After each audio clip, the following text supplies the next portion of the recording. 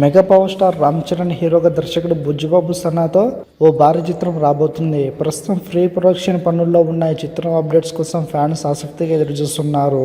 కాగా ఈ సినిమాలో ఇద్దరు హీరోయిన్స్ ఉంటారని, వారిలో కియారా అద్వానీని ఒక హీరోయిన్గా తీసుకుంటున్నారని తెలుస్తుంది.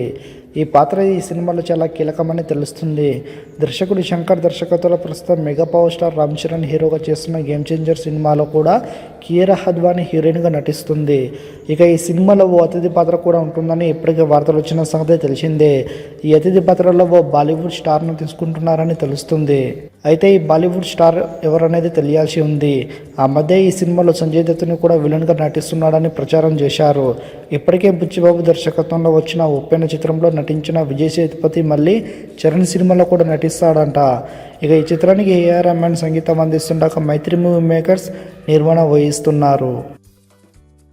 మరిన్ని అప్డేట్స్ కోసం మన ఛానల్ని సబ్స్క్రైబ్ చేసుకోండి.